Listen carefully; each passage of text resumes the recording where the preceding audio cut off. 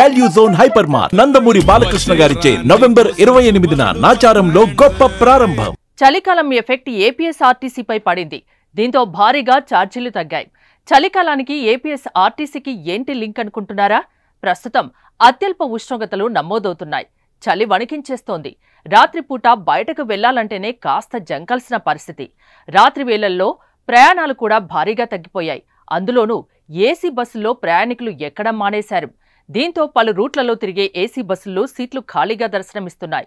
ఈ నష్టాన్ని నివారించే చర్యల్లో భాగంగా ఏపీఎస్ఆర్టీసీ బంపర్ ఆఫర్ ప్రకటించింది. నెల రోజుల పాటు ఏసీ బస్సుల్లో ఛార్జీలను 10 నుంచి 20% తగ్గించాలని ఆర్టీసీ నిర్ణయించింది. రద్దీ తక్కువగా ఉన్న రూట్లలో పలు ఏసీ బస్సుల్లో ఛార్జీలను తగ్గించేందుకు ముందుకొచ్చింది.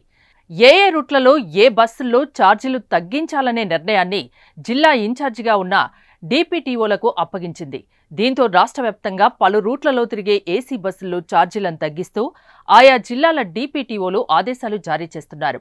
విజయవాడ, బెంగళూరు మధ్య తిరిగే వెన్నెల స్లీపర్, అమరావతి బస్సుల్లో టికెట్ ఛార్జ్ 20% తగ్గింది.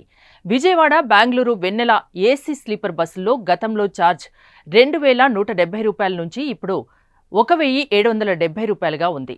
విజయవాడ, బెంగళూరు మధ్య అమరావతి ఏసీ బస్సులో ఛార్జ్ 1870 రూపాయలు ఉండగా ఇప్పుడు 1530 రూపాయలకు తగ్గింది.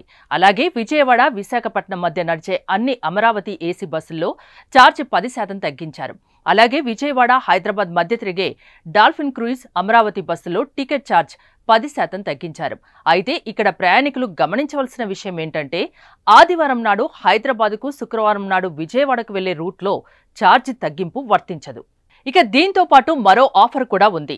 రాను పోను టికెట్లు ఒకేసారి రిజర్వ్ చేసుకున్న వారికి ఛార్జీలో 10% రాయితీ వర్తింపజేయనున్నట్లు ఆర్టీసీ తెలిపింది. తగ్గించిన ఛార్జీలు డిసెంబర్ 1 నుంచి 31 వరకు అమల్లో ఉండనున్నాయి. ఛార్జీలు తగ్గాక కూడా బస్సుల్లో ప్రయాణికుల సంఖ్య తక్కువగా ఉంటే ఛార్జీపై తగ్గింపు ఇచ్చే గడువును మరికొద్ది రోజులు పెంచే అవకాశం ఉన్నట్లు అధికారులు తెలిపారు.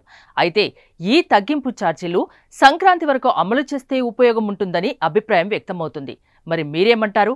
కామెంట్ చేయండి.